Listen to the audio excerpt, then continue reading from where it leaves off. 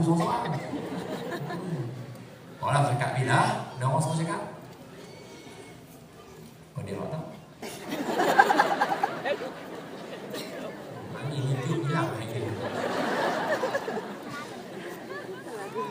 Ni bukan yang tu. Nak abang kata. Dah bukan. Nak abang ni. Saya nak pesan. Suami isteri, mak dengan ayah dengan anak. Pokok paling utama sekali tanggungjawab antara semua tu. Sebab kalau nak baca tanggungjawab satu-satu, tuan-tuan buka buku Jabatan Agama Tuan-tuan yang MUIS sedia, dah ada dah tanggungjawab ni. Sebenarnya saya nak bagi yang penting. Mak, ayah dengan anak, suami dengan isteri dan anak-anak. Yang paling penting adalah sembahyang berjemaah. Itulah tanggungjawab dan peranan yang paling besar. Tuan-tuan cuba bayang, baru bergaduh tak sah. Tak kira mak dengan anak bergaduh, ataupun mak ayah dengan anak bergaduh, ataupun suami isteri bergaduh. Gaduh-gaduh, satu azan masuk. Cuba tengah gaduh-gaduh tu, suami apa? Yang stop kan? Saya azan. Dia pun azan. Agak-agak lepas dia bagi La ilaha illallah Allahumma rabbana zidna wa tetap baca sampai habis. Amin. Isteri dia sambung. Tu dia lah. Masa waktu buat baik pula lah. Dia gaduh. Takkan pula isteri kita bila dia dengar lagu tu terus taubat lah. Dia mesti pergi ambil wudu. Hak kita pun pergi ambil wudu. Ambil wudu, dua-dua nak berdiri sembahyang. Takkan kok masa suami kita soft, kita berdiri ataupun ayah kata atau anak jadi imam untuk mak bapak kan. Anak kata soft, lepas tu seorang komat Allahu Akbar, Allahu Akbar. Contohnya suami komat. Takkan isteri nak kata tunjuk baik tu. Mesti tak ada lah. Sebab apa? Saya bagi contoh ni misalnya. Sedangkan lidah lagi tergigit. Ini kan pula suami isteri. Buang yang keruh, ambil yang jernih, baru teguh peribadi. Saya pun kadang-kadang gaduh dengan isteri saya. Allah kadang-kadang benda yang dah memang maklum orang perempuan tak hati, hak kita hati, hak mereka hati, kita tak hati. Contohnya tengok peta. Mereka tu pusing peta tu. Dah lah kat tengah jalan, kita dah bawa kereta. Masuk kanan. Kita dah corner lah. Kiri. Masa tu menyirat lah darah kita. Ingat ni, apa? Bumper car. Boleh dia buat tengok dia bawa tengah jalan. Ni kena U-turn jauh kalau Putrajaya. Bak kata saya kata, tutup gaduh. Saya kata gaduh. Tu dia lah, I suruh you tengok elok-elok, I dah pusing dah peta tadi bagi you. Dia jadi gaduh. Saya kawan ni muncul, tak mau tengok peta tu. Bila dia tak mau tengok kita, dia tanya, lagi kat mana? Pergi lah tak mana pun. Gaduh. Habis. Itu lagi dia tak mau cakap. Balik sekali lagi. Buat lagi. Masuk waktu maghrib, azan kat rumah tu. Kita ambil betul nak semayang. Bila komat, takkan isteri nak kata tunjuk baik. Dia pun mesti semayang dengan kita. Habis semayang kan, kita dapat innaka hamidun majid. Assalamualaikum warahmatullahi. Kita pun bagi salam, kita tengok kanan kan sikit kan. Nampak dia duduk dalam telekung. Takkan hang nak pergi tutup dia lagi buat. Kita semayang pun. Betul tak? Bagi salam belah kiri, nampak dia pun bagi salam belah kanan, bagi salam. Ikut kita, dia ikut kita. Tak mana yang kita tak redha dengan dia. Habis-habis tu, angkat tangan baca doa, salam cium tu, hilang habis. Sorry ayah, tadi silap ni. You tengok peta tak mana pun tak apa, I boleh jalannya tadi. Dia jadi lagu tu. Betul tak apa saya cakap? Sebab saya amalkan benda ni. Sebab saya pun tak lari daripada bergaduh dengan isteri. Tak lari. Wallahu a'lam. Maka peranan dia yang tadi untuk semua sekali, anak berkawan dengan mak bapak, jaga elok-elok, jaga maruah mereka, jaga agama, jaga hubungan baik dengan mereka, kawan maksudnya. Hak suami isteri dengan mak bapak sekali campur adalah sembahyang berjemaah. Itu yang paling kena jaga. Untuk yang nak kahwin 4 hari. Wallahu a'lam. Habis. Wallahu a'lam bissawab. Barakallahu fiik Ustaz. Ya. Jadi alhamdulillah tuan-tuan, jadi kalau tengah kecoh-kecoh, gaduh kat rumah tu suami isteri, ya, azankan isteri kita ya. Baik ya, alhamdulillah. Baik, dalam kita berumah tangga tu hukum imam dan makmum, maaf Ustaz. Ni nak cuba buatlah kan.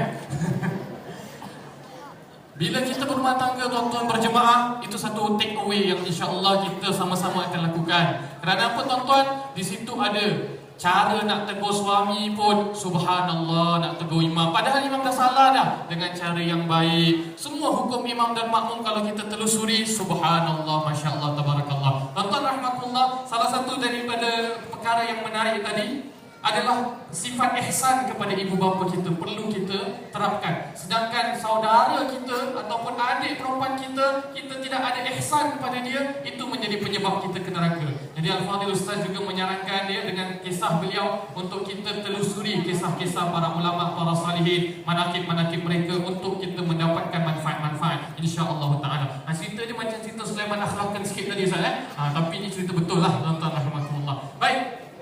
Kita sekarang telah dengar soalan pertama dan kedua mengenai bagaimana kita menjaga hubungan, kepentingan menjaga hubungan, peranan dia dan sebagainya. Sekarang kita masuk sedikit tuan-tuan. Ini baru mula ni, panas sikit ni. Dia makin naik sikit insya-Allah. Apa dia tuan-tuan? Kita akan bersama-sama mendengar daripada kita Ustaz Harun. Ustaz, boleh tak Ustaz berikan senario-senario? Mengapa konflik mertua dan menantu ni boleh berlaku? Pertama, mengapa dia boleh berlaku? Sedangkan perkara-perkara ni kita dah tahu, Mena from Mars, Woman from Venus, kita compliment each other, tapi masih berlaku lagi. Boleh berlaku lagi, mengapa? Dan kalau dia berlaku seperti mana Ustaz sebut tadi, macam mana nak kawal marah Ustaz? Saya nak mengamuk ke tapi tu mertua saya nak keluar ke, nak tutup pintu kat bilik ke, macam mana nak kawal marah? Kasih tips sikit Ustaz. Bismillah. Bismillahirrahmanirrahim. Alhamdulillahirabbil alamin. Wassalatu wassalamu ala sayyidina Muhammad wa ala alihi wa sahbihi ajma'in. Tuan pengurusi majlis, Ustaz Nuzhan, Ustaz yang paling handsome di Singapura, juga di Batam. Yang saya hormati Ustaz Kazim, yang saya hormati Ustaz Don Daniel, muslimin dan muslimat yang dirahmati Allah, Assalamualaikum warahmatullahi wabarakatuh. Tak dengar. Assalamualaikum warahmatullahi wabarakatuh. Ngantuk, lapar. Muslimin dan muslimat yang dirahmati Allah, dikatakan ada sebuah negeri. Negerinya adalah Istana Woodlands. Mereka dengar bahawa ada seekor burung kenari yang pandai menyanyi. Maka raja telah merintahkan Raja Lata pergi ke hutan belantara, bawa balik burung kenari yang pandai menyanyi untuk jadi hiasan di Istana Raja Woodlands. Lepas 3 hari 3 malam, muslimin dan muslimat yang dirahmati Allah, rakyat jelata bawa balik hasil tangkapan mereka. Maka masing-masing menyingkap sangkar-sangkar mereka. Yang mereka dapat bukan burung kenari pandai menyanyi, tapi seekor burung kakak tua bernama Harun Hasan Akhtar. Jangan tahu. Baik muslimin dan muslimat yang dirahmati Allah, boleh saya juga anda punya pengetahuan siapa dapat jawab, insya-Allah anda dapat 2 tiket pergi umrah. Bukan tahun ini, 20 tahun down the road, nasib anda masih hidup. Pertama daripada saya, negeri manakah yang paling banyak kadar penceraiannya? Jika anda bijak bistari, silalah jawab soalan ini. Negeri mana? Bukan Singapura. Surprisingly adalah negeri Rusia. Negeri Rusia. Kedua adalah Belarus. Ketiga adalah Ukraine. Dan keempat adalah negeri Moldova. Alhamdulillah, Singapura, Malaysia tidak termasuk negeri-negeri yang kadar penceraiannya terlalu banyak. Dikatakan di Amerika Syarikat. Tahu di Amerika Syarikat? Di mana? Dekat dengan negeri Kuwait Ustaz. Di mana negeri Amerika Syarikat? Dikatakan setengah perkahwinan yang berlaku akan berakhir dengan penceraian. Kita mengalih ke Singapura, Masya Allah. Orang Islam agak ramai, mungkin 700,000, 800,000. Justru itulah Dr. Yaakob Ibrahim minta kuota haji tahun ini, insya-Allah, atau tahun hadapan, biar dapat 800,000 orang yang pergi haji, insya-Allah. Muslimin dan muslimat yang dirahmati Allah, it's a bad news. Khabarnya adalah buruk. Berbanding dengan tahun lepas, kadar penceraian telah naik 27%. Dan dalam jangka 10 tahun yang lalu, ini adalah yang disebut sebagai the record high, yang paling tinggi kadar penceraian di Singapura.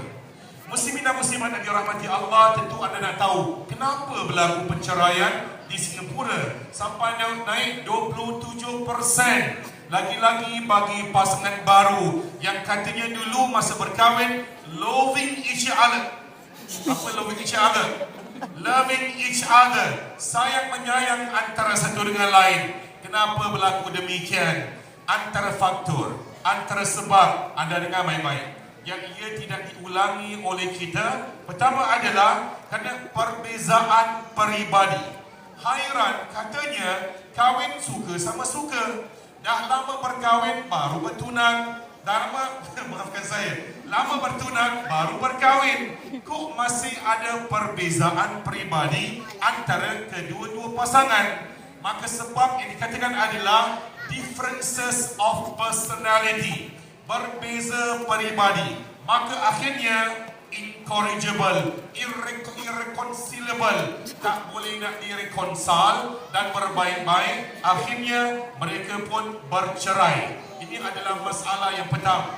Yang kedua adalah kerana banyak pasangan mereka ada bermain di play three stick. Dia play three stick. Main kayu tiga. Macam tak tahu aja. Dia play three stick. Main kayu tiga. Masya Allah. Budaya ini dibawa kerana Facebook. Dah kontak kawan lama. Meeting old flames. Jumpa kekasih lama. Akhirnya cinta yang setengah jalan berputih kembali. Akhirnya menjalin hubungan, goyang rumah tangga yang telah dibina. Itu adalah sebab yang kedua. Ketiga adalah pengabaian. Isteri kerap rasa diabaikan. Dia jadi second woman in his life. Dia jadi wanita kedua dalam kehidupan suaminya. I'm not important to him. Saya tak penting bagi suami saya. Mok kata orang utara. Mok dia, betul dia sebut. Kita sebut mak. Mok dia lebih penting pada isteri ni. Akhirnya isteri pun apa? Isteri pun fed up. Dan juga kerana tak memberi nafkah. Dan akhirnya ada juga suami yang kerana penyalahgunaan dada, maka akhirnya berlaku perceraian. Muslimin dan muslimat yang dirahmati Allah, statistik ataupun research katakan, kalaulah dulu suami yang menjatuhkan talak, kini wanita-wanita yang meminta diceraikan. Kalau Ustaz Kazim nyanyi Sepi Dalam Debu, kumpulan Iklim, ada satu lagi lagu Iklim yang juga sedap didengar. Tak sedap macam Ustaz Kazim lah. Lagunya berbunyi demikian.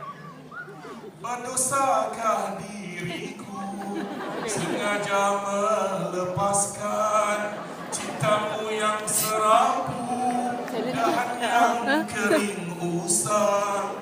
Isteri tak cerai lantaran fed up dan tak boleh stand tolerate suami dia. Muslimin dan muslimat, sama-sama itu sedap suaranya. Sebetulnya nak bikin album, bikin langklong, bikin album, banyak orang lari. Apa nak buat ya? Muslimin dan muslimat yang dirahmati Allah. Kajian menunjukkan kerana saya suka membuat kajian, saya suka berkongsi dengan anda. Itu pun kalau anda sudi untuk mendengarnya. Nak dengar tak? Nak dengar atau tak mendengar? Tidak, saya turun juga ni. Turun kertas ni. Baik, dikatakan 1 dalam 4 wanita saja yang sukakan mak mertua. 1 out of 4 like their mother-in-law. Maksudnya 3 tak suka mak mertua. Ini adalah kajian. Kalau anda dalam kategori demikian, ini adalah kajian. Maknanya dia adalah mungkin ada kebenarannya. 1 wanita dalam 4 saja yang suka mak mertua, yang lagi 3 tak suka dengan mak mertua. Dan ini adalah hasil kajian. Kedua, 2/3 wanita mengalami tekanan darah jantung dan tekanan darah naik. Kata orang Melayu, the blood go upstairs. Darah naik 2/3 lantaran mak mertua. Patutlah Piramli ada buat ibu mertuaku. Dahsyat. Tapi ini adalah kajian. Saya bukan bilang mesti benar, tapi hasil kajian. 2/3 wanita dapat sakit tekanan jantung kerana ibu mertua mereka. Dikatakan ketiga, kedua-dua wanita, isteri dan ibu mertua sedang merebut status paling tinggi dalam kehidupan si anak laki-laki mereka atau suami pada wanita yang dinikahi. Keduanya adalah rivalry. Dengan challenge-challenge, si mak nak jadi wanita yang paling penting dalam kehidupan si anak, dan si isteri pula ingin jadi wanita yang paling penting dalam kehidupan sang suami. Maka ada challenge, ada rivalry, ada saingan. Maka justru itulah hubungan mereka jarang-jarang, kadang-kadang, memang jarang sekali adalah baik. Itu ikut pada penyelidikan yang dibuat oleh mereka yang melakukan penyelidikan tersebut. Dan kerap kali isteri rasa ia sentiasa diduga dalam 3 kategori. Kalau anda tengok anugerah juara lagu, dia ada kategori pop, ada kategori balada dan sebagainya. Setiap isteri rasa threatened, rasa macam terancam. Lantaran mereka rasa mak mentua ni suka cari salah dalam 3 kategori. Pertama adalah tentang masakan si isteri. Dikatakan suami isteri ni undang suami punya mak datang ke rumah mereka. Yang paling fed up bagi si isteri adalah mak mentua bawa lauk sendiri. Dia tak percaya dengan masakan si menantu. Bagi dia, isteri kamu tak pandai masak, mak bawa sendiri masakan mak. Isteri fed up tak? Fed up. Kedua, tentang masalah kebersihan. Si isteri datang ke rumah mak mertua. Dia nampak periuk belanga, dia cuci. Lepas dia cuci, mak mentua cuci sekali lagi. Fed up tak? Ini buat darah air naik ni. My blood go upstairs. Isteri menerima kedatangan mak mertua ke rumahnya. Isteri dah siap-siap toilet dia, letak fragrant, bersih-bersih. Mak mertua nak masuk toilet macam geli. Mak mertua pun sing-sing baju, cuci toilet. Jadi akhirnya si isteri takkan ada peluang untuk berbaik-baik dengan mak mertua. Ini tak betul tak tidak hasil kajian. Wallahu a'lam bissawab. Anda boleh menilainya insya-Allah. Baik muslimin dan muslimat yang dirahmati Allah, memang tidak disalahkan, tidak dapat dinafikan bahawa seorang anak laki-laki atau wanita wajib taat pada ibu dan ayah. Bukan mak saja, ibu dan ayah. Saya ulangi, ibu dan ayah kena jaga mereka, kena memelihara mereka, lindungi mereka, penuhi segala kewajipan yang dia harus penuhi terhadap ibu dan ayah. Benar seorang sahabat Nabi Muhammad sallallahu alaihi wasallam nak pergi berjihad. Baginda bertanya, kamu masih ada ibu dan ayah? Dia bilang, ada ya Rasulullah. Baginda excusekan, maafkan ia tidak perlu turut serta dalam peperangan kerana menjaga ibu dan ayah pun adalah salah satu antara jihad yang besar di sisi Allah Subhanahu wa taala. Meskipun demikian, tak semestinya mereka taat secara mutlak pada ibu dan ayah. Kan Ustaz Don dah kata tadi itu, bahawa mereka menyuruh anda berbuat syirik, mereka menyuruh anda atau nak api-apikan, maka anda tidak boleh terima mereka bulat-bulat. Adakah anda setuju dengan saya? Tak semua menantu buruk dan tak semua mertua baik. Setuju tak? Halo Rindu Dua. Setuju tak? Kalau tidak, tak adalah kisah demikian. Kisah ibu mertua tu. Dan banyak pula kes yang dilaporkan di mahkamah syariat. Antara sebab perceraian ini pasangan baru adalah kerana adanya campur tangan third party, pihak ketiga. Ditanya siapa? Parents in law, mak mertua. Saya yakin mak bukan semua, sebahagian. Tapi saya yakin mak mentua, bapa mentua di Malaysia baik-baik belaka. Singapura pun boleh tahan, Malaysia boleh, Singapura pun boleh juga. Tapi ini adalah hakikatnya. Kita menggambarkan ibu dan ayah yang perfecto, yang perfect serba-serbi. Tapi kesempurnaan kan milik Allah Subhanahu wa taala. Kita adalah insan, kullu bani Adam khata'un wa khairul khata'in at-tawwabun. Setiap anak Adam buat kesalahan. Sebaik orang buat kesalahan adalah orang yang cepat bertaubat kepada Allah Subhanahu wa taala. Jadi kita tidak boleh menggambarkan isteri itu perfect, ibu dan ayah perfect, tapi tanggungjawab terhadap diri mereka perlu kita laksanakan. Kalau mereka ada buat kesalahan, mereka juga perlu ditegur dengan cara hikmah. Dengan cara hikmah.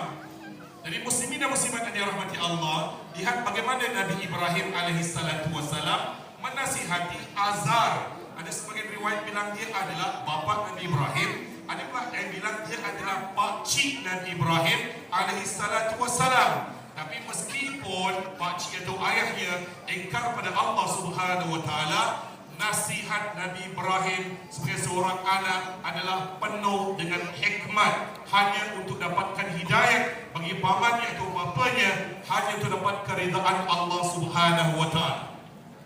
Dikatakan kalau ada masalah, anda kalau diam saja, maknanya anda tidak menyelesaikan masalah itu.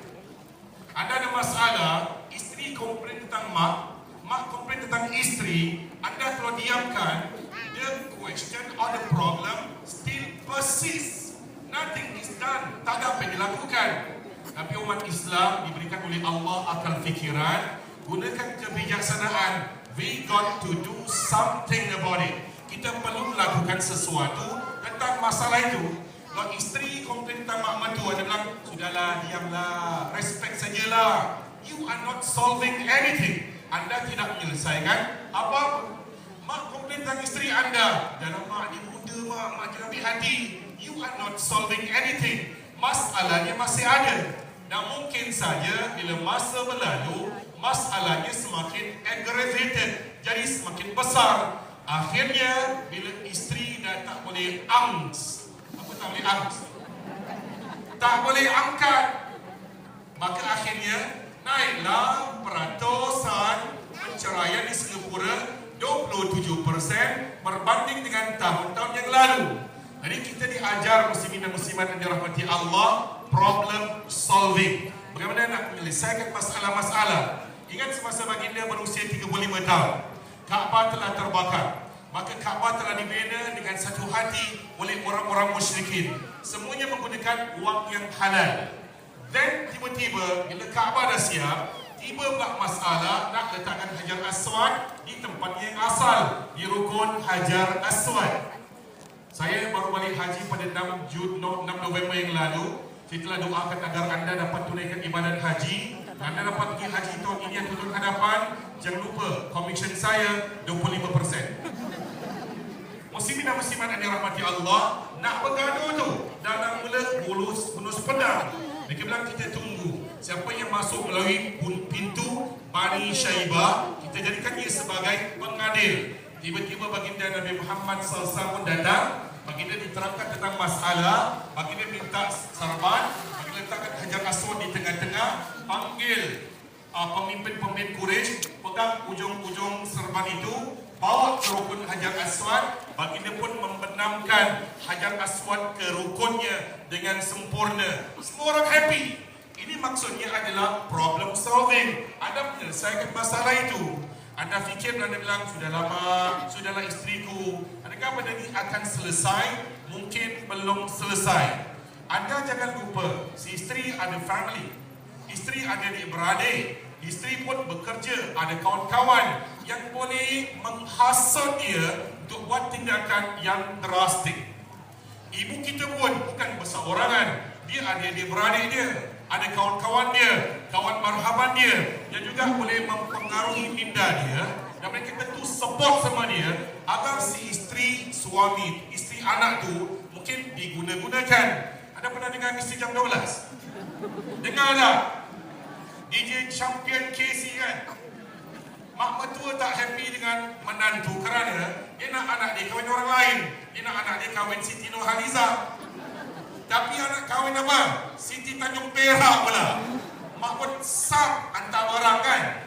Ini adalah dunia reality dalam kehidupan kita. Nobody is perfect. Tiada orang yang sempurna. Jadi hal-hal sedemikian boleh berlaku lantaran tidak diselesaikan masalah itu. Anda didapati oleh doktor, anda ada first stage cancer.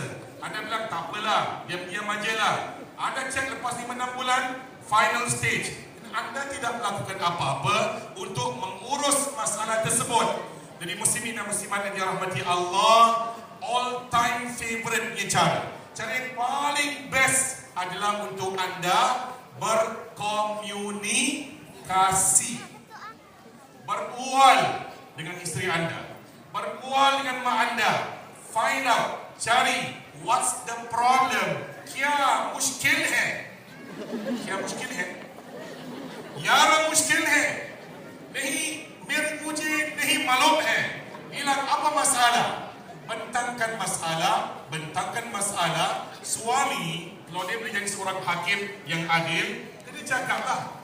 Anda boleh kata no pada isteri anda, boleh kata no pada ibu anda. Caranya mesti apa? Dengan cara yang diplomatik. Anda terangkan di mana duduk salahnya ibu anda dan terangkan di mana duduk salahnya isteri anda.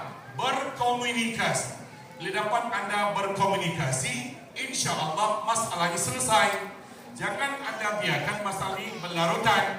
Anda kata tak apalah mak, diamkan aja. Lambat laun dia pun sadar. Itu adalah andaian anda. Tapi kalau anda duduk berbincang, bilang pada isteri, sebelum I kenal you tau. I kenal you lah.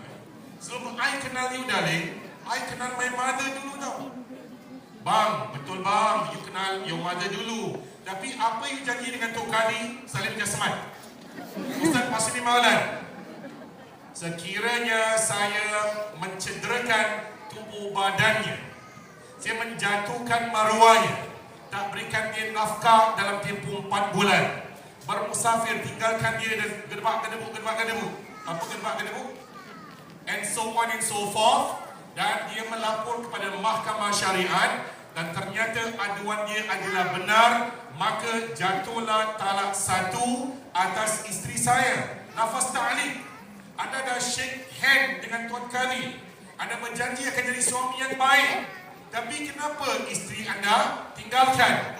Jadi muslimin dan muslimat yang dirahmati Allah, hormat ibu dan ayah adalah wajib, fardu atas setiap laki-laki dan wanita. Pada masa yang sama, bila anda telah ambil seorang isteri atau seorang suami, anda pun ada tanggungjawab. Orang yang berkahwin mestilah orang yang matang,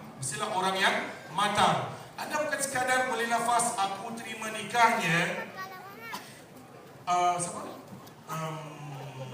Enon binti Onan. Onan Road. Aku terima nikahnya Enon binti Onan dengan mas kahwin sekian-sekian tunai. It's just not that word. Anda prepare untuk kasih dia protection, kasih dia segala yang ia perlukan. Anda bilang kepada saya, isteri wajib masak untuk suami tak? Halo, Warna? Wajib ke tidak? Anda jangan tahu jawapannya. Nanti anda mogok, suami pun melarat. Ustaz Haram yang pasal lah ni. Ya? Baik muslimin dan muslimat yang dirahmati Allah, segala keperluan suami kena siapkan. Pada masa yang sama, jaga hatinya, jaga perasaannya, berikan dia protection. Dikatakan dalam satu research, bila isteri tinggal dengan mak mertua, isteri akan mengalami penyakit coronary, jantung. Kes benar. Isteri, ibu mertua bilang, you punya bahagian your room je, bahagian lain you tak boleh pijak.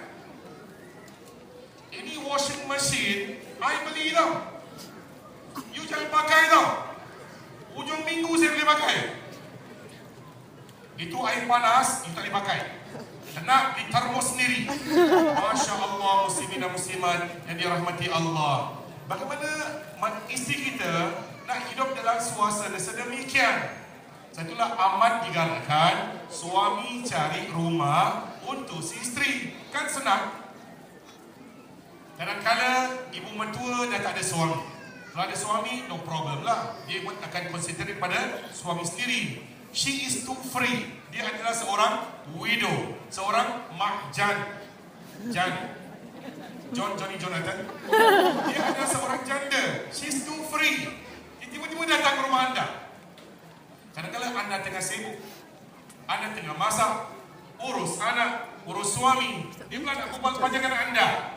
How do you handle such matter? Muslimin dan muslimat yang dirahmati Allah, cara yang paling baik adalah buka jalan komunikasi. Isteri jangan anggap mak mertua anda sebagai saingan. Mak mertua jangan fikir anakku telah dirangkul oleh si wanita itu. Jangan. Anda tahu satu hari nanti anak anda dah besar. Dia kena berdiri atas kaki sendiri. Dia akan ada anak, ada isteri. Biarlah. Anda kan ada suami sendiri dan ada anak-anak yang lain yang mungkin belum kahwin. Concentrate your time untuk bagikan mereka. Jangan anda terlalu banyak masuk campur dalam kehidupan anak kita yang telah berkahwin. Pastikan. Kita bilang laki-laki dia lebih logical. Sekarang masalahnya adalah antara dua wanita yang terlalu emosional, mudah terguris, mudah sensitif, tak? Maka laki-laki ar-rijalu qawwamuna 'ala nisa. Laki-laki yang ada the mental age yang lebih matang. Anda seorang suami pada seorang isteri dan anak laki-laki pada ibu anda mesti boleh foresee masalah ini. Dapat melihat ia boleh berlaku. Cuba kalau benda ni belum berlaku, elakkan ia daripada berlaku. Cari jalan untuk mengelakkan ia daripada berlaku. Kalau dah berlaku, let's come face to face. Mak, silakan duduk mak. Loya, isteriku, loya mak. Apa nama dia? Aloe kuih lapis. Let's talk. Masalah mak apa? Masalah kamu isteriku apa? Let's come to common terms. Mudah-mudahan dengan berkomunikasi, memahami perasaan masing-masing, ada breathing space, anda boleh bernafas, saya boleh bernafas. InsyaAllah muslimin dan muslimat yang dirahmati Allah, banyak masalah konflik dapat dihindarkan InsyaAllah. Amin ya Rabbal Alamin. Saya nampak saya dah overshot. Al-afu minkum. Sekian saja. Kita serahkan pada kursi majlis yang handsome Ustaz Nuzhan Abdul Halim. Dipersilakan. Terima kasih Ustaz. InsyaAllah ada peluang saya belanjamakan nanti Ustaz. Alhamdulillah. Tuan-tuan rahmatullah, sekarang jam menunjukkan hampir jam 10. Tapi tak apalah, malam ini kita bermalam-malam asalkan keluarga kita selamat dunia akhirat. Amin insya-Allah tuan-tuan. Ya, baik, sekarang ini kita akan menjalankan tabung. Ya, sebahagian daripada hasil tabung ini akan disalurkan kepada dana bapa ya. Jadi tuan-tuan belum terima Rasulullah SAW. Sampai itu hubungan menantu dan juga anak menantu dan mertua. Jadi Ustaz boleh berikan tips-tips agar kita dapat memperbaiki hubungan yang pernah terlepas ataupun yang pernah ada kecacatan, ataupun tips-tips yang boleh kita lakukan untuk menjana keluarga yang baik khusus dalam konteks menantu dan mertua. Silakan Al-Fadhil. Terima kasih Ustaz Nuzhan. Tuan-tuan yang dirahmati Allah, panas ni atas pentas ni. Kipasnya mengipas pokok bunga, bukan mengipas kami. Nasib baik saya pakai juga selapis kena Ustaz Don. Kalau penuh tu panas gila. Yang keduanya, saya menunggu giliran kedua saya sejam lepas. Astagfirullahaladzim. Lama gila. Orang gila pun tak ada lama macam ni. Subhanallah. Alhamdulillah. Masya Allah tuan-tuan yang dirahmati Allah. Kita ada mak mertua. Ada yang ada 2 orang mak mertua, ada yang 3 mak mertua. Meriah mertuanya banyak tuan-tuan. Tapi majoritinya seorang je lah mak mertua kita. Ada timbul masalah. Dia kata, Ustaz, mana saya nak taat, mak saya atau mak mertua? Mak mertua ni tuan-tuan, dengan mak sendiri atas sekali. Kalau kita buka dalam kitab Bahrul Madhi bab kekeluargaan jilid yang ke-13, jilid yang ke-8, dia sebut bahawa mak mertua ni nombor 13. Bawah tu. Nombor 1 mak, nombor 2 bapa, nombor 3 tok wan, nombor 3 nenek, tok wan, anak, cucu semua. 13 baru jumpa mak mertua. Walaupun kedudukannya begitu, tetapi kedudukan menjaga hati mak mertua tetap menjadi keutamaan. Sebab mak mertua itulah mak kepada isteri kita atau mak kepada suami kita. Bila kita menyakitkan hati mak mertua, secara tidak langsung kita telah menyakitkan hati pasangan kita. Memanglah kita tuan-tuan mana boleh tidak ada masalah dalam rumah tangga. Kami yang berempat ni pun ada juga masalah. Ya, tak ada masalah dengan isteri kedua. Kan? Tak ada masalah isteri kedua, isteri keempat. Sebab dia orang cakap, isteri saya ada 4. Saya pun pening. Ya, nama pun saya tak tahu, duduk di mana pun saya tak tahu. Saya pun nak jumpa juga isteri saya yang keempat. Tuan-tuan, memang kita tak akan dapat 100% bahagia je. Mungkin bahagianya peringkat awal, peringkat yang pertama. Nyamuk nak hinggap pun tak boleh. Dia kejarnya nyamuk tu satu rumah. Abang, nyamuk, celaka macam nyamuk. Dia kejar nyamuk tu. Nyamuk kata tak guna untuk menyesal aku masuk rumah ni. Tetapi selepas dah lama kahwin, abang, nyamuk, biarlah, taknya mati sedekah penyamuk berdarah. Subhanallah. Sebab tu mula-mula kita kahwin bahagia sangat. Bahagia sangat sampai menyanyi lagu Ar Ismail. Kini dah tiba hari bahagia, terasa nikmat hanya untuk kita. Kan ku bawa dinda ke syurga, bergembira, bermesra setiap masa. Itu lagu Ar Ismail Bidasari 1966. Yang mana tahu, yang tahu sudah. Tetapi bila dah lama kahwin, timbul masalah, ada krisis. Maka ingat tuan-tuan, krisis itu akan berlaku. Tips yang pertama sekali ialah tolong cari jalan, jangan ada krisis. Elakkan bunga-bunga yang boleh mendatangkan konflik dalam keluarga. Elakkan perkara-perkara yang boleh mendatangkan masalah dalam rumah tangga. Elakkan. Ini nombor 1, cari jalan, jangan createkan satu masalah. Ini kadang-kadang cari masalah, saja buat masalah. Bagaimana tak nak mendatangkan masalah? Kita kena tahu apa pantang suami kita, apa pantang isteri kita, apa pantang mak mertua kita, apa pantang mak kita. Bila kita tahu pantang larang mereka, insya-Allah. Apa yang mak mertua tak suka, jangan buat. Mak mertua tak suka bila sedang menonton televisyen, cerita Ustaz Don, mak mertua tak suka buka TV lain. Menantu jangan buka TV lain. Ini dia ambil remote. Nah, mak sedang tengok Ustaz Don, dia bukanya Ustaz Din. Kamu siku kan? Dah tahu mak tak suka, jangan buat. Jangan buat satu benda yang mak mertua tak suka. Mak mertua tak suka macam ini, jangan buat. Akhirnya kita tak timbul masalah. Yang kedua, buat apa yang orang suka, walaupun kita tak apa suka. Selagi mana benda tu tak bercampur dengan syarak, selagi mana benda tu betul, kita tak berapa suka, tapi mak mertua kita suka. Buat. Apa dia? Tengok Ustaz Don. Mak mertua kita suka sangat tengok kan bersama Ustaz Don 30 minit. Kita pun buat sukalah duduk sebelah dia. Senggak mama kan? Kata dia. Sonok mama kan? Walaupun kita kata Ustaz itu tak berdosa ke Ustaz? Bohong. Tak apa. Mana ada dosa. Sebab kita menarik hati orang. buat satu benda yang mak suka. Ini bila mak datang, menantu tanya. Mak baru turun teksi, menantu buka pintu. Ya Allah, mak datang. Bila nak balik? Masuk belum dah tanya bila nak balik. Astagfirullahaladzim. Alakazim. Allah kan buatkan satu benda yang menyeronokkan. Mak mertua datang, mak datang. Ini tidak bergaduh dengan asyik mak awak je datang, mak kita tak datang.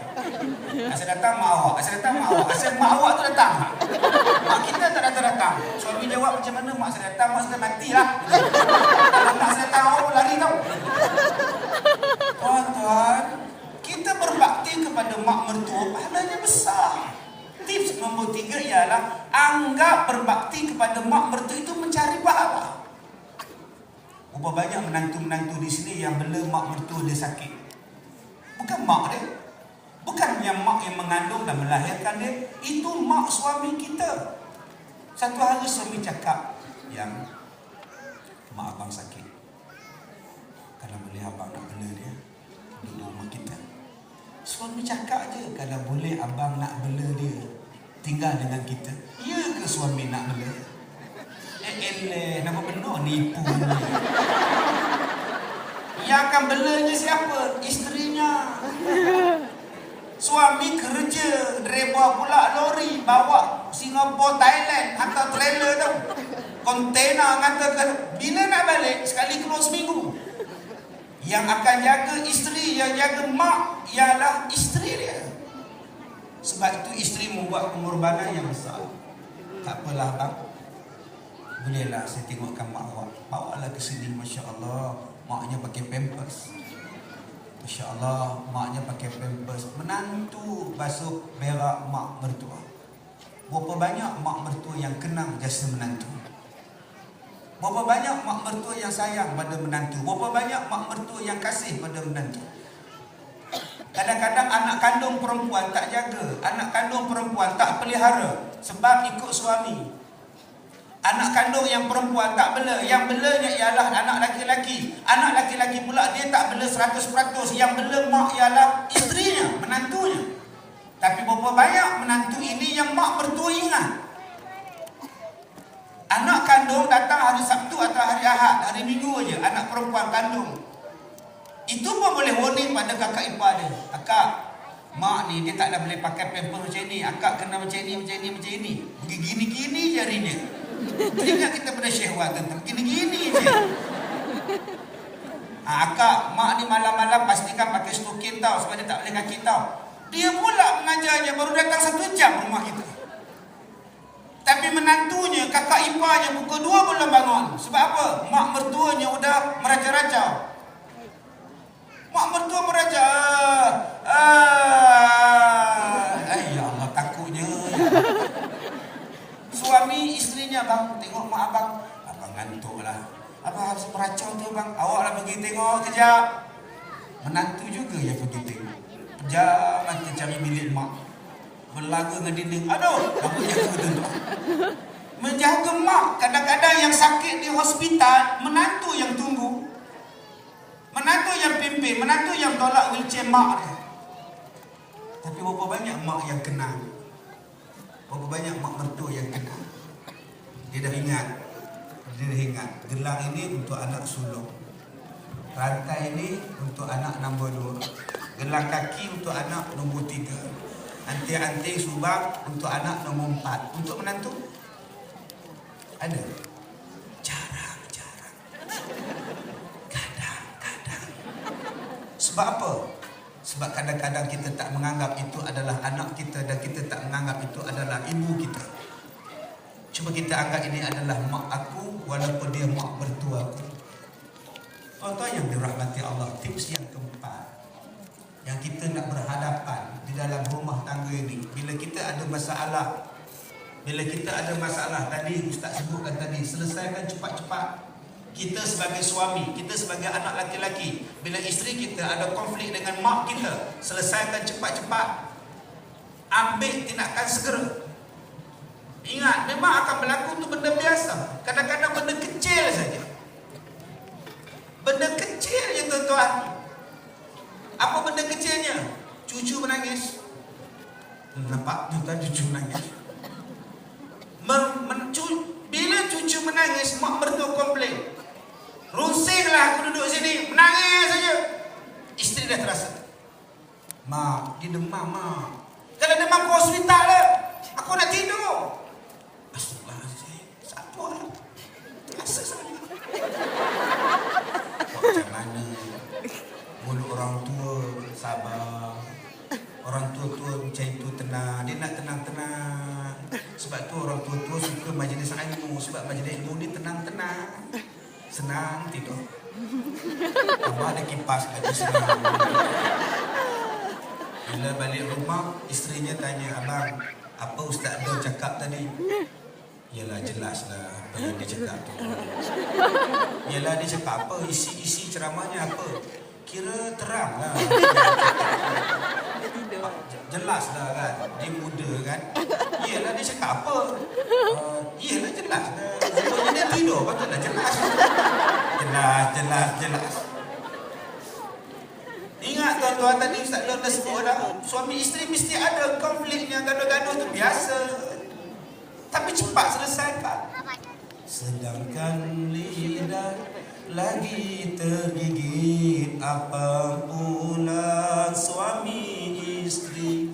Goyang keruh, ambil yang jernih, baru teguh peribadi. Ting ting ting ting. Itu backup tu. Subhanallah.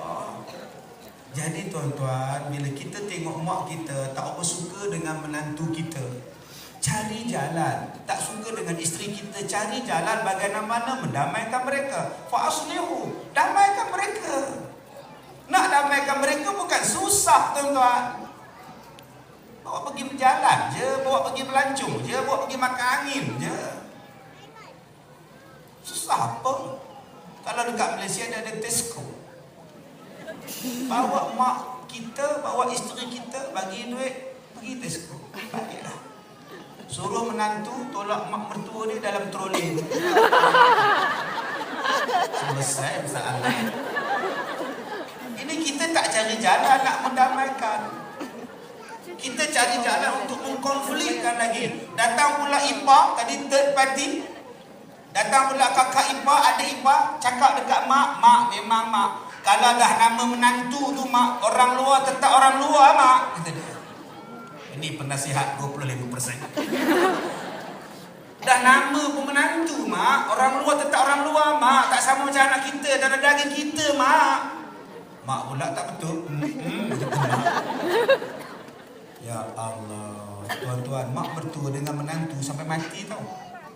Seulang balik, mak mertua dengan menantu hubungan dia sampai mati, tak boleh kahwin, tak batal sembahyang. Kahwin je dengan anak dia jadi mak kita sampai mati. Masya Allah. Macam mana kita kata orang luar lagi, itu orang dalam dah tu. Layan elok-elok. Yang keenam tuan-tuan, jangan ada pilih kasih mertua, jangan ada pilih kasih sesama menantu. Kadang-kadang mertua pilih kasih dengan menantu. Pilih kasih menantu yang ada kerja. Oh, dia sayang. Tama-tama menantu yang balik kerja petang-petang pakai spek hitam. Bawa kereta sendiri pula. Saya gak gila. Dah pukul 7 suku, spek hitam lagi. Pergi kerja 7 pagi, gelap lagi. Dah spek hitam dah. Nampak ke? Kadang-kadang mak mertua bangga dengan menantu macam itu. Bagus. Tapi kadang-kadang anak yang tak bekerja, namanya suri hani. Kerjanya apa? Suri rumah. Suri je. Ada mak mertua tak suka. Di-compare-compare je dengan orang lain. Menantu tu kerja, menantu yang ni tak kerja, ngambilkan beras je. Menantu yang sana bagus. Dia tak tahu bila dia sakit, menantu yang kerja, mana ada masa nak jaga dia. Bila dia sakit, bila dia tak sihat, menantu yang tak kerja itulah yang akan tolong dia. Sebab tu kita jangan menghina orang tu. Dan kita sebagai menantu juga kena ingat, bukan mak mertua jahat. Kita sekarang ini terpengaruh dengan filem. 1962, P. Ramlee buat filem Ibu Mertuaku, Dunia Mangsur. mak Dara jadi mak mertua. Kerana filem itu semua orang anggap mak mertua jahat. Siapa yang dikasih selamat? Magistrate, doktor, lawyer, ahli muzik, mak apa kita dia? Pantang keturunan aku berkahwin dengan ahli muzik sama dia. Ay, Masya Allah, asyik gila. Begini nengok menantu dia ni. Kasih selamat. Kenapa kau menangis di sini? Laki-laki tak malu, sudahlah anak kau biarkan mati. Kau menangis pula di sini. Pergilah menangis di kelab malam sana tu. Allah, meriahnya kubur masa itu tuan-tuan. Bukan hari raya pun ramai ziarah kubur. Itulah saya tengok, bukan hari raya. Bawa anak, bawa cucu, sapu sampah kat kubur. Itu cerita ibu mertua aku. Saudara, kenapa saudara menangis di kubur ibu saya? Teng, teng, teng. Itu namanya special effect. Orang dulu-dulu kalau buat filem special effect ni macam itu. Teng, teng, teng. Itu tahun 60-an. Kalau tahun 70-an, special effect dia lain. Kalau benda yang menakutkan, special effect dia lain. Teng, teng, teng. Itu zaman Husin Abu Hasan, Idi Usmera, gitu. Latif Bourguiba. Teng, teng, teng.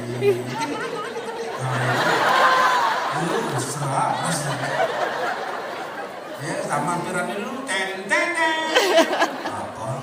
Kubur ibu saudara. Anda kasih, maafkan mak kasih, mak dah tua kasih. Bangun piramid terlentang mak mertua. Aku hairan. Kenapa Allah jadikan kau manusia? Bukankah lebih baik kau jadikan haiwan? Ayat Allah ala kasih. Nanti itu. Ya Allah. Kerana cerita itu semua orang anggap mak mertua jahat. Padahal berapa banyak mak mertua yang baik. Kita kadang-kadang terpengaruh dengan filem. Bila filem tu mak tiri jahat. Bila anak kita duda nak kahwin dengan perempuan lain, kadang-kadang kita hasut pada anak lelaki-lelaki ni. Tusuk pada cucu, jaga bapak kamu kahwin. Nanti bapak kamu kahwin, kamu dapat mak tiri. Ingat, mak tiri itu jahat, nanti dia cubit, dia pukul. Sedangkan berapa banyak mak tiri yang baik, bapak tiri yang baik. Kenapa tak buat filem mak tiri yang baik, mak mertua yang baik, menantu yang baik? Yang dipamerkan, yang disiarkan, yang dipertontonkan ialah yang buruk, yang buruk, yang buruk. Akhirnya mempengaruhi jiwa kita. Berpuluh tahun kita tengok cerita piramid, 40 tahun, 51 tahun, mak mertua jahat, mak mertua jahat, mak mertua jahat. Lama-lama orang tengok, memang kalau ada mak mertua, mak mertua juga. Relax bro, relax brother. Apalah, mak mertua kita lah yang jaga baby kita. Mak mertua kita lah yang jaga baby kita. Kadang-kadang mak mertua kita menyusukan anak kita. Ya Allah Ustaz, ya Ustaz, mak mertua pun bersalin. 2 hari lepas tu menantu pun bersalin. Sebelah-sebelah dah katil hospital. Menantu tak ada susu, mak ambil susu dia, susukan cucunya. Masya Allah. Mak mertua tuan-tuan, tapi kadang-kadang kita anggap mak mertua musuh.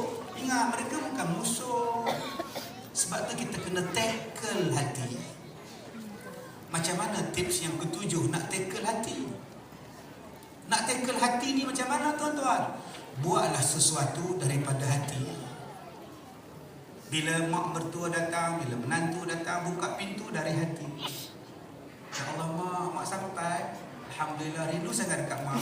Padahal dalam hati nampak.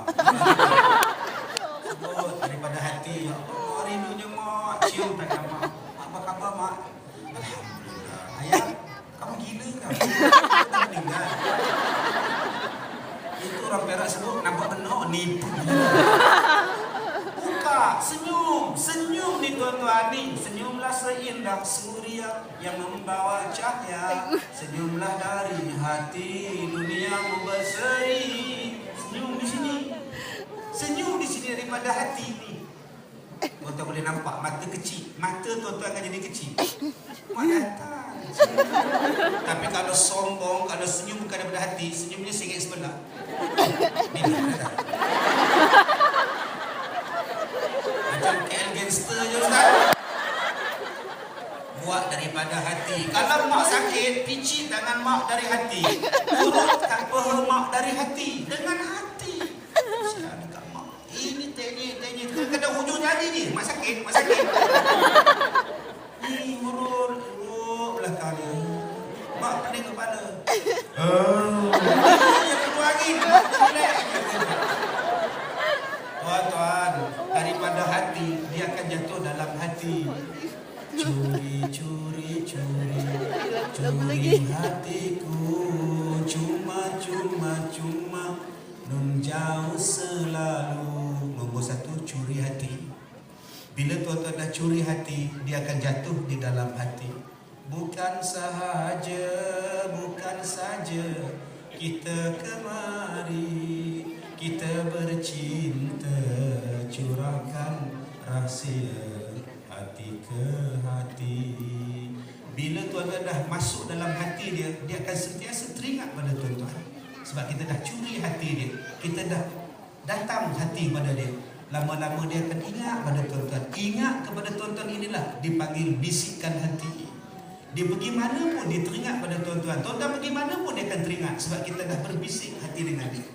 Dengarlah bisikan hasrat hati yang merindu menjelma kembali.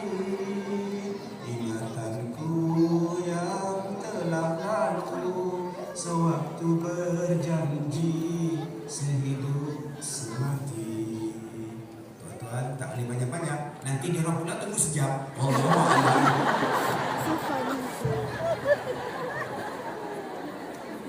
Masya Allah, tabarakallah Ustaz. Alhamdulillah, rasanya terhibur ya. Kalaulah Ustaz anak menantu balik rumah boleh nyanyikan macam gitu dekat mak mertua dia, Masya Allah. Ini balik rumah ada sound effect Ustaz. Bukan teng-teng. Nampak mak mertua teng. Apa pun ada juga tiang-tiang Ustaz. Jadi saya poskan sedikit tuan-tuan ibu supaya kita dapat tulis ataupun kita dapat mempraktikkan. Pertama adalah prevention, wiqayah. Kita jaga apa yang ibu ataupun anak menantu kita tidak suka. Samalah Ustaz Kazim menasihatkan daripada perspektif seorang menantu dan juga seorang ibu mertua juga perlulah melihat diri. Kedua adalah kita lihat apa kesukaannya, buat apa yang disuka, jangan kita buat apa yang tak disuka. Ini namanya bijak ya. Ketiga, kita niatkan perhubungan kita pada masa itu sebagai satu ibadah pada Allah Subhanahu Wa Taala. Jadi bukan menjalani kehidupan biasa, tapi ini satu mujahadah, aku sedang beribadah pada Allah dan syurga Allah itu tidak pernah murah dan tanpa apa-apa bayaran. Jadi niatkan itu. Keempat, kita cepat-cepat selesaikan masalah. Jangan biarkan dia berlarutan. Nampak ada bibit-bibit aja, cepat-cepat solat jemaah. Nampak bibit aja, azan kat telinga dia Ustaz macam tadi. Alhamdulillah. Yang kelima, ibu-ibu mertua juga khususnya jangan pilih kasih. Adillah, kerana mereka semua adalah anak-anak kita juga. Dan juga yang keenam, tadi Ustaz sebutkan, curilah hati mereka ya. Apa yang disampaikan daripada hati insya-Allah akan masuk ke dalam hati dan doa pada Allah Subhanahu Wa Taala. Jadi tuan-tuan rahimakumullah, jangan kita lupa apa-apa cerita-cerita ini dia konotasi negatif, dia akan menyedarkan atau kesankan minda bawah sedar kita. Apa kita sengaja kita ada konotasi negatif, itu perlu kita buang dan perlu kita kaji kisah-kisah sahabat-sahabat, ulama-ulama untuk kita lihat kisah hidup mereka agar kita pun positif hati kita. Kita berpindah kepada Al-Fadhil Ustaz Don, insya-Allah. Ustaz, ini selama setahun Ustaz jadi anak menantu ya tadi, masya-Allah tabarakallah. Moga-moga Allah selamatkan apa di dalam perut isterinya dan wafimah wa ma fi batniha insya-Allah. Bagaimana pula seorang anak lelaki ni dia nak mainkan peranan? Tadi banyak menantu, mertua. Ni sekarang anak lelaki ni middleman yang selalu potpet, kanan ni pilih mak, kiri ni pilih isteri. Dia selalu tercapek. Macam mana dia nak mainkan peranan yang terbaik agar dapat menjadi keluarga yang berbahagia? Silakan Ustaz.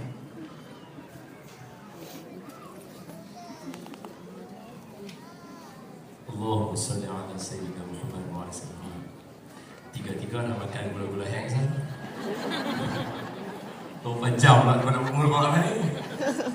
Gila kesannya bila duduk seorang-seorang orang muda kat hujung ni. Nak bahan dengan orang sini. Allahumma salli ala Sayyidina Muhammad wa ala ali Sayyidina Muhammad. Saya seronok dengar Ayahanda Ustaz Harun, Ayahanda Ustaz Kazim cerita dekat kita, sebab apa yang kedua-dua Fadilatul Ustaz cerita kat kita tadi menunjukkan kata itulah pengalaman kehidupan mereka. Sebab kok mana pun kita ni, experience is the best teacher. Pengalaman kita adalah guru yang terbaik untuk mendidik kita. Jadi bila sebut kata experience, orang macam saya ni sekali lagi lah, kalah lah. Saya tak ada experience. Cuma saya nak tarik ini semua kepada satu benda, iaitu kita dalam kehidupan kita, terutamanya orang Islam, kita ada rukun iman. Rukun iman kita yang 6 perkara itu, yang pertama percaya kepada Allah, beriman pada Allah. Yang kedua beriman dan percaya kepada malaikat. Yang ketiga beriman dan percaya kepada kitab.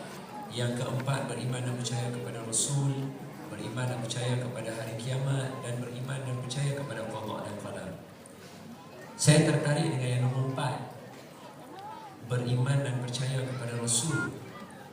Saya yakin semua yang ada dalam studio hari ini sebut benda yang sama, beriman dan percaya kepada Rasul. Tak ada pun yang ada di sini yang akan cakap beriman dan percaya kepada Rasulullah sallallahu alaihi wasallam semata-mata. Dan bila ditanya kepada semua yang kata Rasul tadi itu siapa, 25 orang Rasul dan Nabi yang diciptakan oleh Allah yang wajib pada kita atas pegangan kita untuk kita beriman dan percaya kepada 25 orang Rasul. Tetapi untuk ruangan sikit yang saya nak ambil ni, tetapi saya yakin daripada hujung sana sampailah ke hujung sana, kalau saya bertanya dalam ramai-ramai ni siapa yang boleh tolong angkat tangan kepada saya, beritahu dia boleh ceritakan kepada saya cerita berkaitan dengan Nabi Ilyasa. Sedangkan tadi kita kata kita beriman dan percaya kepada 25 orang Rasul. Tapi bila kita bertanya tentang para Nabi kita, kita tak boleh jawab satu pun tentang para Nabi kita. Jadi soalannya kalau kita nak timbul, kita kata macam manakah dengan rukun iman kita? Persoalan ini saya timbul bukan daripada saya. Kami ditanya oleh guru kami kepada diri kami tak boleh jawab anak murid ni. Jadi kita rasa jauh sangat ketika itu. Dan di saat itu kita teringat firman Allah Subhanahu wa taala dalam surah Al-Hadid.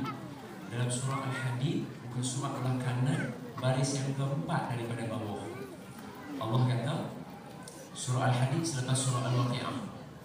Allah kata, وَلَا يَكُونُوا كَالَّذِينَ أُوتُوا الْكِتَابَ مِنْ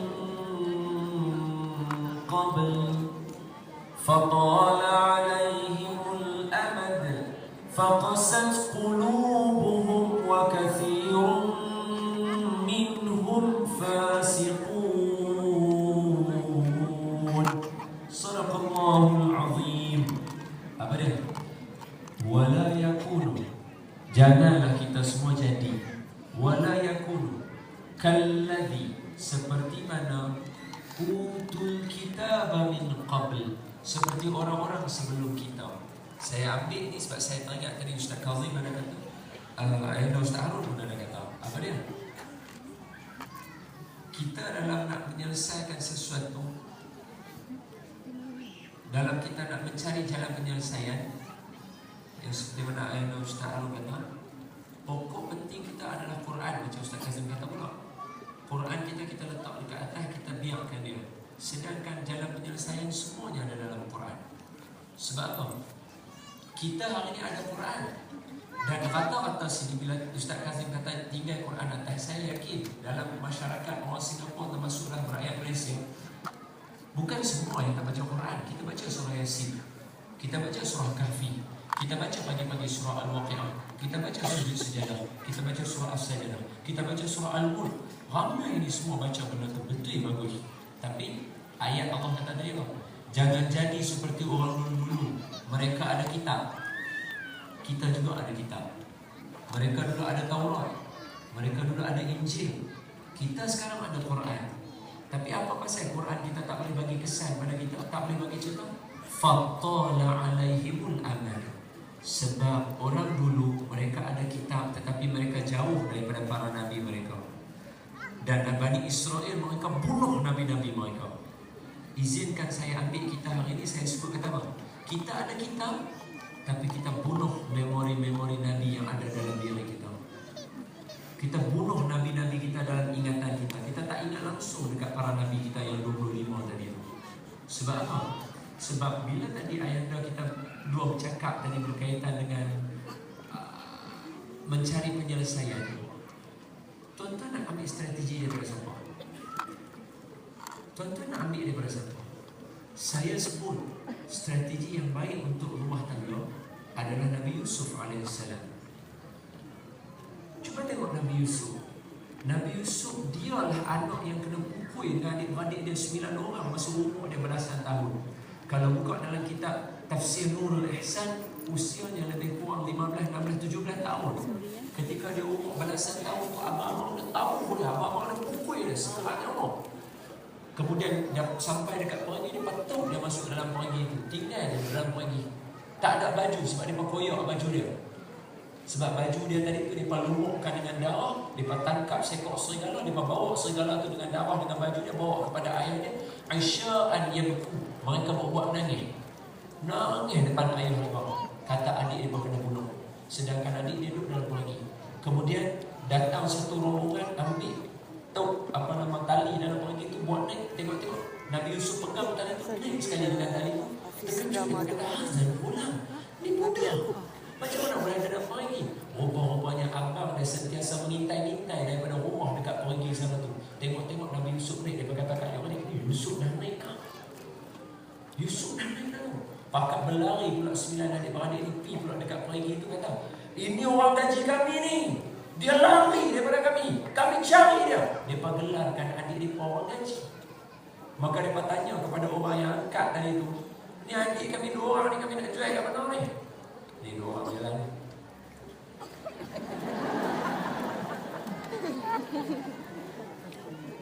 Ni adik dia kata, hampa nak jual tak orang gaji ni? Kata kami memang nak jual dah. Dia tak mahu nak cakap kami. Berapa yang kamu nak jual? Berapa din saja dia jual? Sebab sebut dalam Quran hanya beberapa sen sahaja. Dia jual adik dia. Dah jual adik dia tu, adik tu dia bawa pergi Mesir. Ayah ni menangis, tak tahu adik dekat mana. Sampai dekat Mesir pula, masuk dalam rumah, berlaku pula fitnah dengan Zulaikha. Lari pula satu rumah, kena tangkap, kena balik pula. Masya Allah, tabarakallah. Masuk penjara pula. Sekali lagi sejarah Mesir diulang. Bila orang dalam penjara keluar jadi pemerintah selain Nabi Yusuf adalah Mursi. Itu sejarah. Di bumi Mesir juga, Nabi masuk penjara, Nabi Yusuf keluar jadi pemerintah Mesir. Diulang sejarah tu balik. Mursi masuk penjara, keluar penjara jadi pemerintah. Sebab tu saya sebut cerita ni ada dalam Quran. Tapi apa Nabi Yusuf buat ketika mana dia jadi pemerintah? Abang-abang dia rombongan main jumpa dekat dia, minta dekat dia, boleh tak tolong bagi bekalan? Kami tak ada bekalan makanan dah. Kita nak buat tukaran. Nabi Yusuf kata dalam Quran, aku kenal itu abang aku. Aku kenal itu abang aku. Dia tak kenal aku sebab masa dia pukul dia budak-budak. Bila dia besar, dia jadi orang yang paling lawa dekat bumi Mesir. Aku kenal itu abang-abang aku. Tapi apa dia buat? Dia bukan buat tahanan dekat abang-abang ni.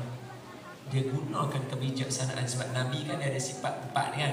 Siddiq, amanah, tabligh, fatanah. Fatanah bijaksana. Dia ada sifat bijaksana dia tadi tu. Dia sampaikan kepada abang-abang dia tadi dalam bentuk kebijaksanaan. Dia susun strategi. Strategi dia yang pertama, dia bagi balik barang-barang supaya Ustaz Kazim sebut tadi, menambat hati dia. Bila dia balik, dia kata, Abah, Raja nak tengok adik kami yang musuh Bunyamin.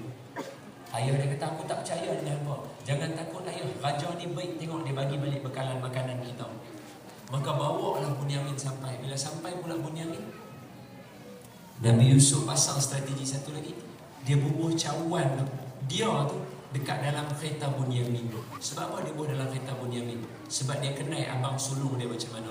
Dia kenal abang sulung dia macam mana. Kita yang duk bergaduh tak ketahuan ni. Mak mentua kita pun kita tak kenal apa dia punya favourite dia. Abang kita duk bergaduh adik-beradik, kita abang kita punya kesukaan kita tak tahu. Nabi Yusuf dia tahu abang dia macam mana, sebab tu dia letak bekas cawan tu dalam kereta adik dia bongsu. Sebab apa? Abang dia yang sulung nama Yahuza tu dia akan kata apa? Siapa yang barang ada dalam kenderaan dia, orang tu lah akan berjawab dia apa yang terjadi. Dia kenal abang dia. Bila buka-buka tengok Bunyamin, maka Bunyamin kena berjawab. Bila kata dia kena berjawab, raja kata hang kena dengar, tinggal sini masuk dalam jawab. Nabi Yusuf susun satu-satu strategi dan akhirnya kata guru kami Maulana Syekh di Masjid Kapital Pulau Pinang, Maulana Syekh Abdullah Bukhari dia kata akhirnya bila semua adik-adik Nabi Yusuf dan kepala Nabi Yusuf yang bawa airnya sekali, airnya mata pun naik daripada betul, didudukkan air dan dua di atas sebelah sana, adik-adik lain duduk. Maka Nabi Yusuf kata air, inilah yang aku mimpi dalam mimpi aku. Kata guru kami Maulana Syekh Abdullah Bukhari, semua ke-9, 10 adik-beradik Nabi Yusuf diangkat martabat mereka menjadi Nabi. Hanya dengan kebijaksanaan adik mereka yang ke-11, yang ke-10 Nabi Yusuf, yang ke-11 Abu Yamin. Hanya kerana bijaksana adik tadi susun strategi tadi itu, satu keluarga jadi bahagia hidup memerintah Mesir. Semua ni pergi universiti. Semua ni pergi universiti. Dan bila budak-budak lari duk main kat sini, katalah budak-budak main bergaduh, kita main kat dia, adik janganlah gaduh ni, kita kena kongsi sama-sama. Pasal apa kita nasihat kat budak-budak suruh kongsi yang kita tak boleh kongsi? Kita nasihat budak-budak ni, kita main sama-sama ni, barang ada main seorang sikit, makan share-share lah. Pasal apa makan share-share untuk budak-budak kita nasihat? Kenapa kita tak nasihat kat diri kita? Kita ni sama-sama keluarga makan kongsi yang elok. Cuba kalau budak-budak tu mereka pandai, mereka tanya pula kat kita, mak suruh kami kongsi budak-budak, mak gaduh dengan mak kita tak? Dia tanya kita nak jawab. Semua ni pergi universiti. Takkan kot kerana satu benda kecil pasal lampu tak pasang pun nak gaduh. Takkan kot untuk budak level universiti. Logik lah tuan-tuan, saya ni. Saya ambil tuan-tuan semua sebab saya memuliakan tuan-tuan kerana saya yakin tuan-tuan bukan lagi di taraf orang yang tak pergi universiti. Tuan-tuan semua orang universiti, Masya Allah, Tabarakallah. Sama ada tempatan ataupun luar negara, Masya Allah, Tabarakallah. Tapi saya nak sebut satu. Bila sebut universiti, izinkan saya sebut satu perkara. Walaupun kita pergi universiti, tapi kita tetap kurang daripada orang-orang lama. Kenapa? Biasa dengar ada istilah ni. Saya tak tahu Singapura ada ke tak istilah ni. Jangan duduk atas bantai, nanti bisui buka. Sini ada, Singapura ada macam tu. Jangan menerak kaki naik atas, nanti Mu'am mati. Ada sini. Jangan germit pensel depan belakang, saat lagi Mu'am mati. Germit. Asah, sharpen pensel depan belakang. Jangan sharpen pensel depan belakang, nanti Mu'am mati. Jangan tangkap damak 3 orang, saat lagi mati salah seorang. Salah seorang apa 3 memang tak mati.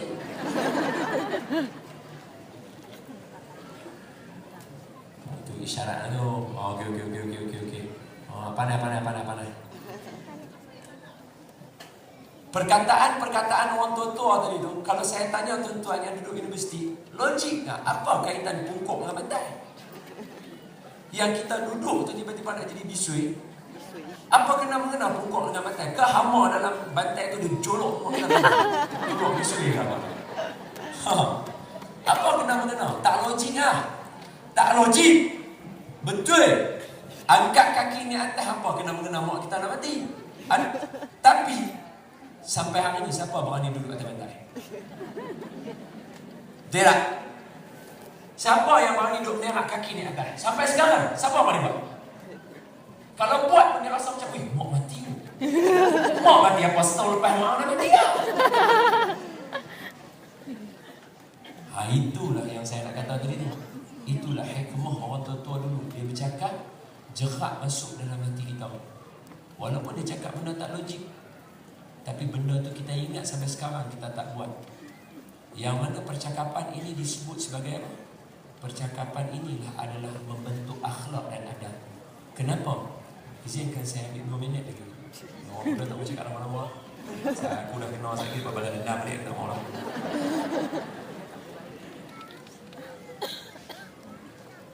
Saya nak sebut kata akhlak adab tadi. Sebab tadi kata lelaki kan, macam nak yang saya dah bagi tahu tadi. Yang lelaki cari strategi. Ambil kisah Nabi Yusuf, baca Quran, kita akan dapat strategi. Jangan takut. Sebab dalam Quran ada Nabi Ibrahim. Ayah dah cerita tadi, Nabi Ibrahim macam mana dia kata dekat ayah dia? Yang ayah dia yang tadi tu tak Islam, tapi dia kata, ya abati lima ta'budu ma la yasma'u wa la ara. Hai ayah yang ku sayangi. Ya abati. Abati ni orang Arab semua tak pakai lah abati ni. Abati ni para nabi je yang sebut pada ayah dia tu. Sebab ya abati ni perkataan bagi ayah yang paling ultimate. Ya, wahai ayah dia kesayanganku. Nabi Ibrahim kata ke ayah dia yang kafir tu, Nabi Ibrahim kata, ya abati lima ta'budu ma la yasma'u wa la ara. Hai ayah yang kusayangi, kenapa sembah benda yang tak dengar dan tak tengok? Dia bagi ayah dia fikir benda tu, dia cakap satu bahasa yang bagi timbul. Mau bersepah mau asyik duduk bawah dia, takkan dia tak dapat langsung. Dia cakap satu benda bagi timbul supaya kita fikir. Yang tu strategi yang Nabi ajar kita. Nabi Ibrahim, Wallahualam, itu saya nak cerita macam ni. Bila kata akhlak dan adab yang Nabi tunjuk kat kita, kenapa akhlak dan adab ni penting terutamanya untuk orang lelaki? Tuan-tuan tengok cerita Nabi Musa. Nabi Musa masa berlawan dengan ahli sihir. Biasanya saya cerita ni satu. Tapi saya tahu kalau cerita itu jadi panjang. Ada orang ni tak mahu, takut. Jadi saya cerita dia kat je. Masa Nabi Musa nak lawan dengan Fir'aun, dengan ahli sihir itu, masa Nabi Musa lawan dengan Fir'aun, Nabi Musa kata, ya Fir'aun, kena ingat tuan-tuan, maaf, tadi kita semua cerita pasal mak mentua dan juga menantu. Saya nak sebut apa? Mak ibu tiri. Saya sebut ibu tiri. Saya nak sebut Nabi Musa, dia bertegur siapa, dia beritahu nasihat dengan bapa angkat dia. Tapi apa Allah kata kat dia? Hai Musa, bila cakap dekat Fir'aun biqaulan layyinan, cakap dengan dia elok-elok. Sebab itu saya selalu nasihatkan orang bila saya dengar daripada ulama guru pondok saya pesan, kalau orang pesan kat kita marah-marah dekat kita, gaduh-gaduh dekat kita, mak mentua kita marah-marah kita, salah satu kalam yang ulama ajar apa dia? Sesungguhnya telah datang seorang lelaki yang lebih mulia daripada yang duk cerita kita. Contohnya kata ada seorang, sesungguhnya dah datang orang lagi mulia daripada hang kepada seorang yang lagi hina daripada aku, iaitu Nabi Musa kepada Fir'aun. Nabi Musa dia seorang Nabi, hang bukan seorang Nabi. Fir'aun dia mengaku Tuhan, aku bukan mengaku Tuhan. Tapi Allah pesan dekat Nabi Musa suruh bercakap dengan Fir'aun dengan perkataan yang baik. Siapa orang cakap dengan perkataan kasar? Siapa dia yang yang ni ulama ajar kita. Tapi tak tahulah nak cakap dengan orang macam mana. Mak sesungguhnya telah datang seorang lelaki kepada orang lebih hina daripada saya. Anda tuan-tuan buat sendiri ya, tapi jangan join nama saya, tolong. Cuma saya nak sebut kata apa? Nabi Musa bercakap dengan ayah angkat dia. Dia kata, hai Fir'aun, cerita ni ada dalam surah Taha. Hai Fir'aun, sembahlah Allah Tuhan kamu dan Tuhan aku Tuhan yang satu. Bila dia kata macam tu, Fir'aun marah dia. Fir'aun kata, bukankah hang ni Musa yang aku besarkan dalam rumah aku dengan tangan aku sendiri? Hang satu anak yang tak mengenang jasa. Fir'aun cakap dekat Nabi Musa, seorang Nabi diungkit oleh ayah angkat dia. Tapi apa yang dia jawab dekat ayah angkat dia? Kata Syekh Mutawalli Sya'rawi. Syekh Mutawalli kata, Nabi Musa kata, bukan ayah yang bawa saya main ke rumah, bukan saya yang main rumah ayah. Ayah yang bawa saya main rumah ayah sendiri. Dia kata kat Fir'aun. Fir'aun kata, kenapa? Sebab masa saya nak lahir, Fir'aun bunuh semua budak-budak. Mak saya takut, mak saya layarkan saya. Sebab tu saya masuk rumah Fir'aun. Cuba kalau Fir'aun tak bunuh siapa-siapa, rumah ni pun saya tak jejak kaki. Dia guna bijaksana dia bila dia bercakap. Cakap elok-elok. Saya baca dalam satu kitab, bukanlah dengan meninggikan suara menunjukkan kemenangan. Sebaliknya bila kita tinggi suara dan marah, itulah kekalahan kita yang pertama bila kita berhujah. Lupa. Dalam kitab Imam Asy-Syafi'i, Imam Asy-Syafi'i yang petua, bukanlah marah tinggi suara dan berteriak dan marah itu menunjukkan kata menang. Sebaliknya marah dan meninggikan suara itulah tanda pertama kamu dah kalah. Ini Imam Syafi'i sebut. Jadi Nabi Musa kata dekat Fir'aun macam tu, Fir'aun tak boleh jawab. Fir'aun kata, hai ahli sihir, lawan dengan Musa. Maka datang 72 ahli sihir lawan dengan Nabi Musa seorang-seorang. Semua ahli sihir bawa tali, Nabi Musa bawa tongkatnya satu. Kemudian dalam surah Al-A'raf Allah ceritakan cerita ni. Bila mana ahli sihir duduk di depan Nabi Musa, dia bertanya dulu dekat Fir'aun, hai Fir'aun, kalau kami semua boleh kalahkan Musa, apa yang nak bagi kat kami? Sebab apa? Sebab mereka bertuhankan Fir'aun. Mereka sembah Fir'aun. Fir'aun kata, siapa yang boleh kalahkan Musa, aku angkat dia jadi orang kanan untuk aku. Kemudian mereka pegang tali mereka, mereka pergi berdepan dengan Musa, 72 orang keliling. Mereka kata apa? Qalu ya Musa antulqiya wa imma an nakuna nahnul mulqin. Hai Musa, hang nak baling dulu kah kami nak baling dulu? Nabi Musa kata, bal alqu, hampalah baling dulu. Maka peganglah ahli sihir tu, dia pegang tali dia kata apa? Wa bi'izzati Fir'aun, dengan kemegahan Tuhan Fir'aun, dengan kekuatan Tuhan Fir'aun, tukarlah tali jadi ulang. Maka tukar semua tali jadi ulang. Dia paling dekat keliling Nabi Musa. Nabi Musa dia dah rehearsal dengan Allah Ta'ala. Jadi dia ketuk je tongkat dia bertukar jadi ulang. Bila tongkat dia jadi ulang, dia makan semua ulang tadi tu. Sujud ahli sihir kerana sambil kata apa? Amanna bi Rabbi Musa wa Harun. Ahli sihir sujud dengan kata apa? Kami beriman dengan Tuhan Musa dan Tuhan Harun. Maka Fir'aun tengok perbuatan 72 ahli sihir dia sujud dekat Nabi Musa tadi tu dengan mengatakan kami sembah Allah Ta'ala. Fir'aun kata, kamu semua beriman kepada Tuhan Musa sebelum aku bagi arahan. Aku pastikan akan tangkap kamu semua, potong tangan kamu silang. Potong tangan kanan, potong kaki kiri. Atau potong tangan kiri, potong kaki kanan. Salib kamu, potong silang. Apa jawab ahli sihir yang tadi beriman dengan Musa, dengan Fir'aun? Hai Fir'aun, buatlah apa kamu nak buat. Sesungguhnya jiwa iman kami milik Allah Ta'ala. Dalam sekelip mata daripada orang kafir yang sembah Fir'aun, tiba-tiba bertukar jadi orang sembah Allah. Bukan sembah Allah saja, iman dia naik macam Bilal dan Rabah, tinggi lebih daripada kita. Maka ulama tanya, apa kunci dia? Yang tadi kunci dia adab dan akhlak. Bila mana mereka bertanya kepada Nabi Musa sebelum lawan, hai Musa, hang nak baling dulu kah kami nak baling dulu? Mereka beradab dengan Nabi Musa sebelum lawan. Kerana adab dan akhlak itulah Allah buka kunci hati mereka jadi iman naik begitu tinggi. Sebab kalau kata tengok mukjizat saja masuk Islam, tak boleh. Abu Jahal tengok Nabi belah bulan depan dia belah bulan, dia tak masuk. Maka ulama kata apa kunci dia? Sebab Quran dia tak cerita benda simple. Kalau benda simple kamu tak payah tahu. Macam kita nak bubuh cita-cita. Kalau cita-cita simple, tak payah bubuh cita-cita. Kamu tak perlu benda tu. Kamu nak cita-cita benda yang tinggi. Quran dia nak cerita-cerita penting. Tapi pasal apa Quran sebut dalam banyak-banyak dia cerita. ahli sihir kata, hai Musa, nak baling dulu kah kami nak baling dulu? Maka beradab dengan Nabi Musa. Kerana adab dan akhlak itulah membuka hati. Kita hari ini yang lelaki belajar jadi orang beradab. Belajar jadi orang beradab. Akhlak kena ada. Sebab Nabi sebut, innama bu'istu liutammima makarimal akhlak. Aku dibangkitkan untuk sempurnakan akhlak. Itu yang Nabi ajar. Nabi tak boleh marahkan isteri dia bergaduh buat konspirasi nak jatuhkan dia 99 orang. Nabi tak bolehkah keluarkan satu fatwa. Nabi tak bolehkah doa pada Allah Ta'ala. Nabi boleh, tapi Nabi ajak kita jadi orang akhlak dan beradab. Saya ulang sekali lagi, tuan-tuan dengan saya sama saja. Dengan orang atas pentas pun sama saja. Apa dia? Kita tak lari daripada salah silap dan bergaduh rumah tangga. Mak mertua kita, tuan-tuan, saya cerita pengalaman saya. Biasa selisih faham dengan mak mertua sebab jarang jumpa.